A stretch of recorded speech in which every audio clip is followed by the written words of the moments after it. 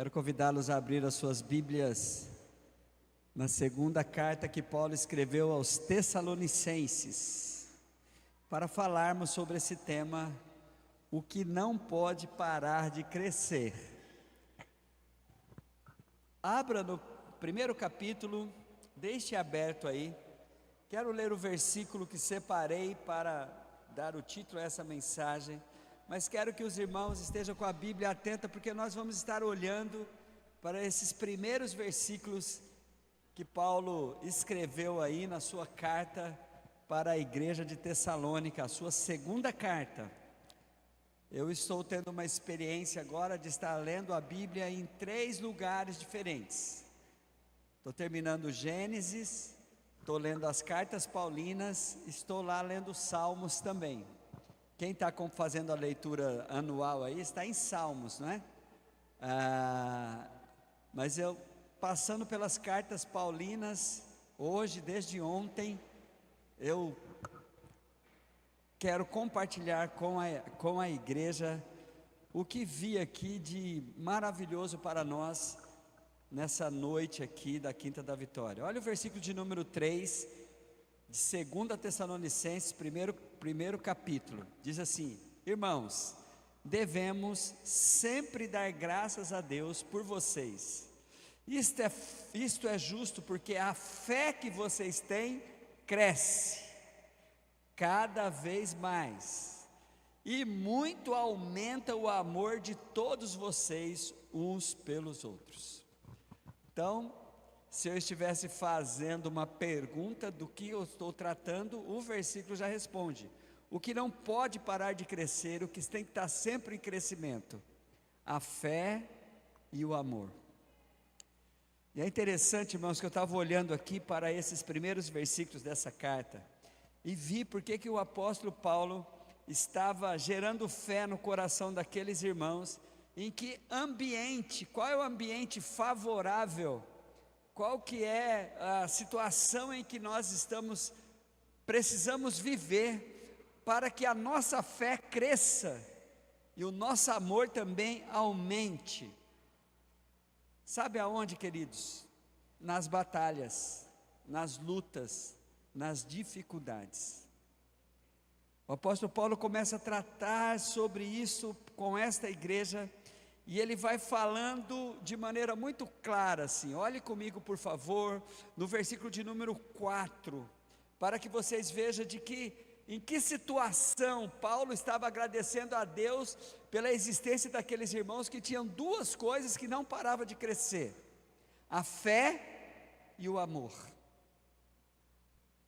A fé e o amor. Vai ter sempre um espaço espiritual para que esses 2 princípios bíblicos não parem de crescer. Olhe comigo para o versículo de número 4 e o versículo de número 5.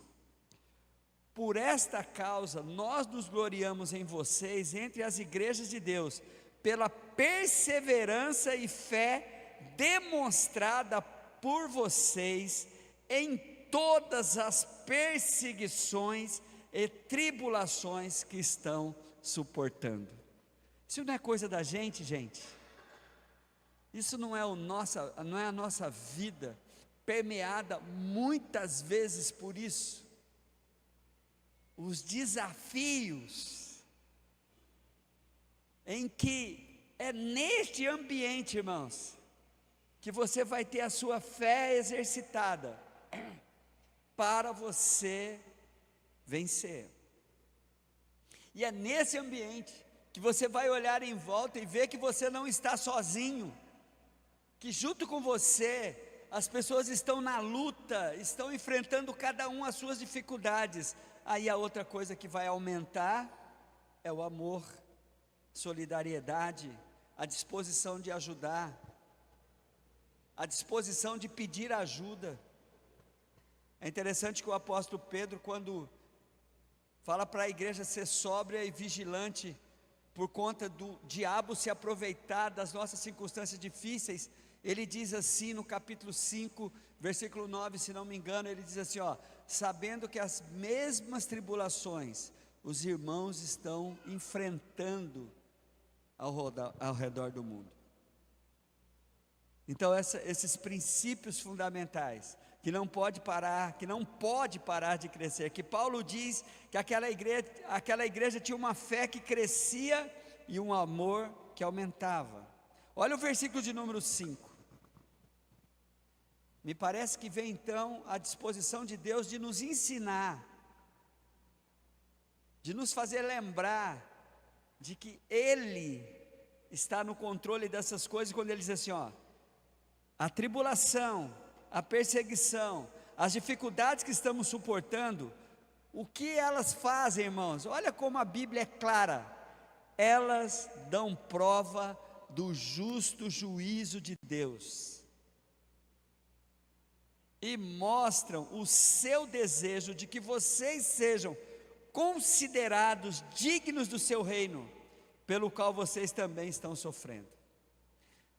As perseguições, as dificuldades nos revelam, queridos, mostra o que tem dentro de nós, como é que nós enfrentamos.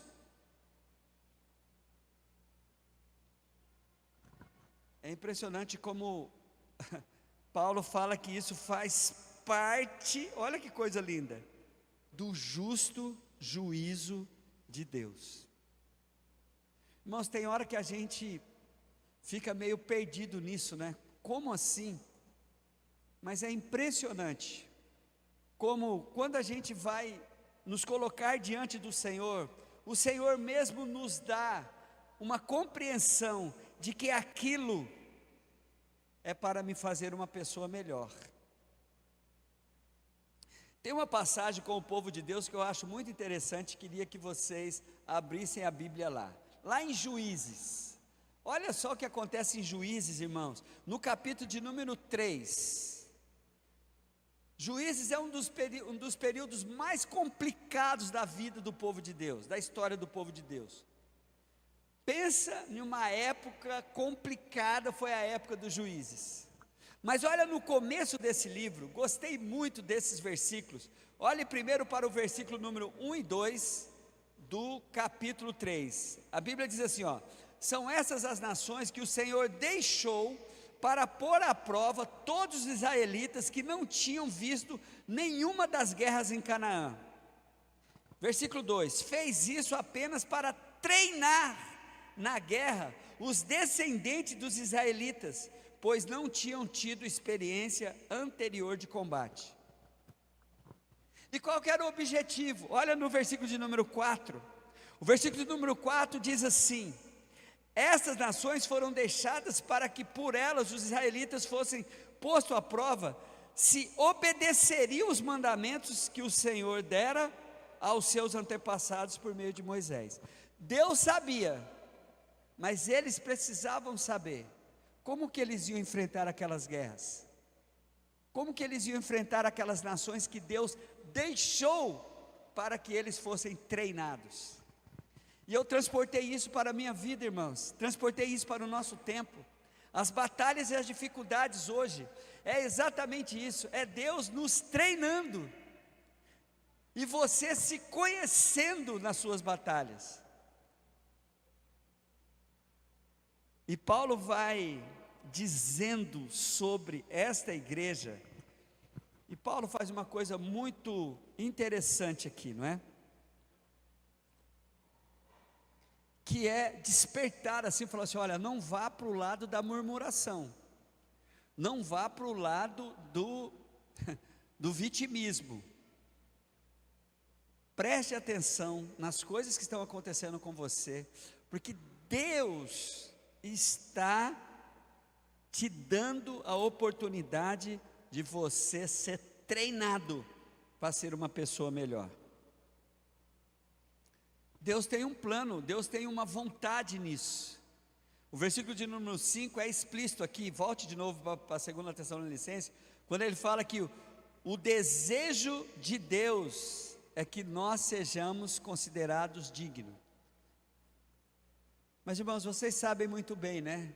De que nós não somos robôs, nós não somos máquinas que Deus tira a nossa vontade. Você precisa querer com Deus também. O que Deus quer para você, você também precisa querer. Esse é o projeto de Deus, esse é o plano de Deus. Eu gosto demais desse versículo de número 5, ele é muito explícito. Quando lá no final diz assim, ó, e mostra o seu desejo, o desejo do Senhor, que vocês sejam considerados dignos do seu reino, pelo qual vocês estão sofrendo. Então, irmãos, não reclama não. Enfrente isso como um teste da sua vida. Vamos continuar olhando para esse texto, do qual ele nos traz desafios, mas também nos traz uma certa segurança de um Deus que está no controle de todas as coisas. Lembra que eu falei que a gente precisa então da fé e do amor, não é? Olha para o versículo de número 6 e 7. Vê se isso aqui não precisa de uma dose de fé assim, para eu acreditar mesmo de que Deus está no controle de todas as coisas. Olha o que a Bíblia diz: é justo da parte de Deus retribuir com tribulação aos que lhe causa tribulação, e dar alívio a vocês que estão sendo atribulados, e a nós também, Paulo dizendo sobre si. Isso acontecerá quando o Senhor Jesus for revelado lá dos céus, com os seus anjos poderosos, em meio a chamas flamejantes. Irmãos, a gente precisa confiar nisso aqui, tá? A gente precisa confiar nisso daqui, porque é uma tendência de nós somos tentados a acreditar de que muitas vezes Deus não está no controle de todas as coisas, que o mal tem um domínio total e integral, e que, olha o que a Bíblia diz aqui. A Bíblia diz que você tem que, pelos olhos da fé, pela postura da fé, saber que é justo da parte de Deus retribuir com tribulação quem te causa tribulação. Isso é com Deus. Muitas vezes os seus olhos não vão ver, mas a sua fé tem que crescer o suficiente de falar: olha, Deus está no controle. Deus está no controle de tudo. Tem um anseio de Provérbios, né? Provérbios capítulo 11, versículo 8 diz assim, ó: o justo é salvo da tribulação, e essas são transferidas para o ímpio. Esse era o anseio do poeta. Isso pode acontecer, mas isso tem que ser vivido por uma fé que aumenta, irmãos, porque os nossos sentimentos não acompanham muitas vezes essa realidade. A gente tem que confiar de que Deus está realmente no controle. Nós temos que confiar nisso. Mas vamos continuar olhando, porque o Senhor então tranquiliza-nos, mas alerta. Olha o alerta do versículo 8, 9 e 10. Versículo 8: Ele punirá os que não conhecem a Deus e os que não obedecem ao Evangelho do nosso Senhor Jesus. Ele, tá, irmãos? Isso é com Deus. A igreja, nós precisaríamos confiar plenamente de como é fundamental para nós crermos nesse Deus, do qual eu não preciso sujar as minhas mãos, eu não preciso não ser um justiceiro dele, eu não preciso tentar provocar a justiça de Deus na vida de alguém. Isso é com Ele, Ele é que vai punir, é Ele que vai tratar cada um. E como? Olha o versículo de número 9, esse é um alerta: eles sofrerão a pena da destruição eterna, separação da presença do Senhor e da majestade do seu poder. Quando isso acontecerá? Isso acontecerá no dia em que Ele vier para ser glorificado em seus santos e admirado, para ser glorificado em seus santos e admirado em todos os que creram, inclusive vocês que creram no nosso testemunho. Então, queridos, por que eu preciso da fé que cresce e do amor que aumenta? Para ter essa perseverança, essa esperança e essa certeza de que Deus está no controle. Amém, igreja? Eu não posso duvidar disso, irmãos, porque senão eu desespero, senão eu faço como o salmista no Salmo 73. Olha o desespero do salmista no Salmo 73, vai lá para vocês verem. Que homem sincero, que pessoas que... Eu achei o salmista no Salmo 73, Asaf aqui com muita coragem, me parece que é um salmo de Asaf. Ele diz assim, ó, olha que sinceridade. Você tem coragem de ter essa sinceridade aqui? Salmo da família de Asaf. Certamente Deus é bom para Israel, para os puros de coração. Quanto a mim, olha o que ele fala: os meus pés quase tropeçaram, por pouco não escorreguei, pois tive inveja dos arrogantes, quando vi a prosperidade desses ímpios. Olha, esse homem, ele olhou para, parece que estava dando tudo certo na vida daqueles que não criam em Deus, e ele teve inveja disso. Por isso é que nós precisamos ter uma fé. E ele continua dizendo, eles não passam por sofrimento, e têm o corpo saudável e forte, estão livres dos fardos todos, não são atingidos por doença como os outros homens. Por isso o orgulho lhe serve. Ele vai falando, ele vai, sabe, um cara revoltado assim, porque ele está mais preocupado com, parece que Deus não está no controle. Depois você lê o Salmo 73, porque lá do meio para o fim ele fala, até que entrei no santuário de Deus, no versículo 17, e aí ele começou a compreender a situação. Mas deixando o Salmo 73 lá, irmãos, olhando para esta realidade aqui, de como eu preciso saber que dentro de mim existe um espaço espiritual enorme para duas coisas dentro de mim que não pode parar de crescer: a fé e o amor. Porque isso me faz entender de como eu vou confiar de que realmente Deus está no domínio de tudo.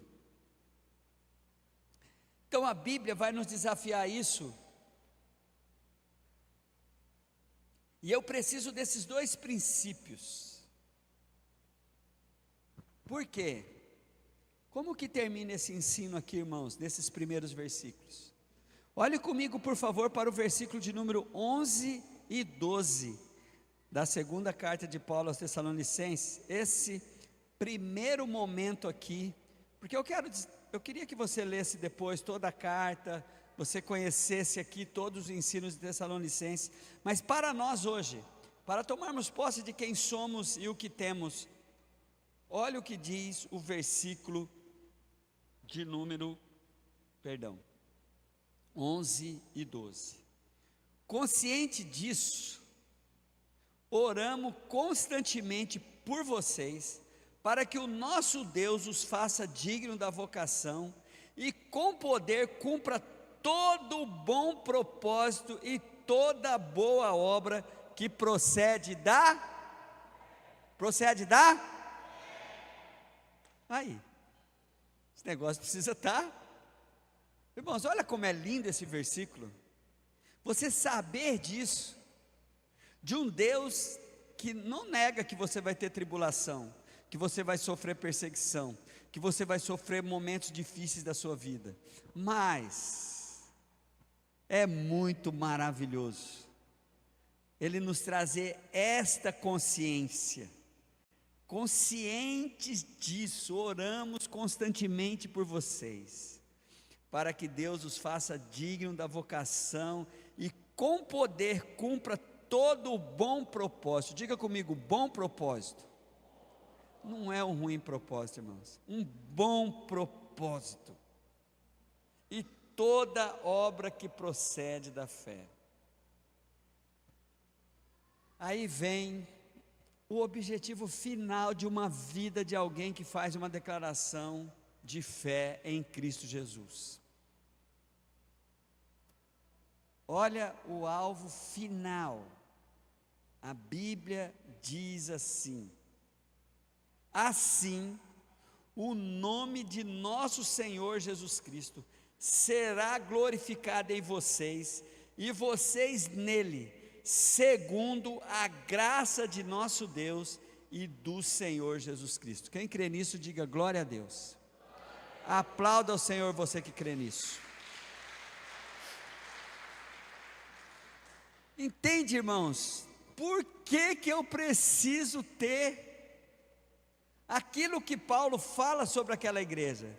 E deixa eu tranquilizar-nos aqui, irmãos. A igreja de Tessalônica estava sofrendo gravíssimas perseguições, e foi neste contexto que eles eram forjados a enfrentar as dificuldades deles com uma fé que não podia parar de crescer e um amor que não podia parar de aumentar.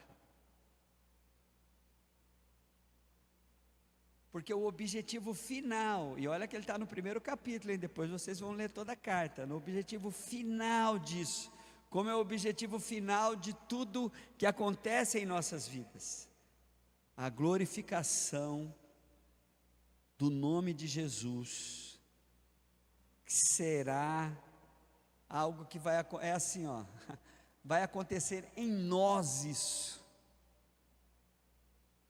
e a gente vai vibrar com isso, porque é Cristo glorificando o seu nome em nós, e nós vivendo isso com essa fé que cresce, e esse amor que aumenta. Nenhum recurso de Deus, irmãos, nunca se esqueça disso, um recurso de Deus chamado a sua graça. Tem 3 coisas que acompanham o Senhor, que a gente sempre está falando assim, ó: misericórdia de Deus, a graça de Deus e a justiça de Deus. O texto termina com a graça de Deus aqui. Graça está ligado ao original grego, quer dizer caris. Caris vem de carisma, e carisma dá a ideia de poder.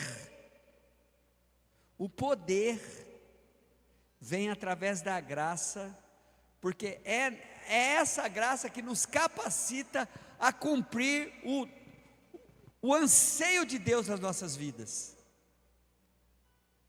O Senhor nunca, olha, preste bem atenção no que eu vou te falar, creia nisso, que a sua fé aumente nisso, que seu amor também aumente nisso.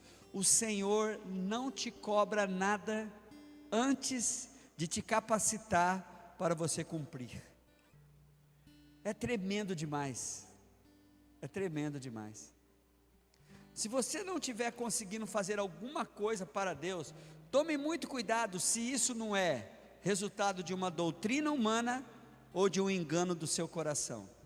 Porque quando é Deus que me dá um direcionamento, um desígnio, um alvo a ser alcançado, junto com isso, Ele me dá a capacitação.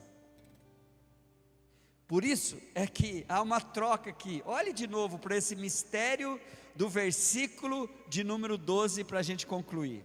Assim o nome do nosso Senhor Jesus Cristo seja glorificado em vocês, e vocês nele, segundo a graça, segundo o poder, segundo a capacidade de nosso Deus, a graça de nosso Deus e do Senhor Jesus Cristo.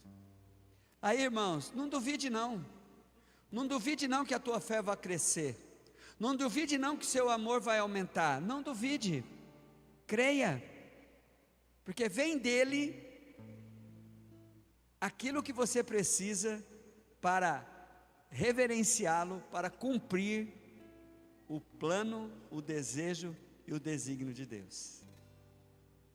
Fique em pé em nome de Jesus.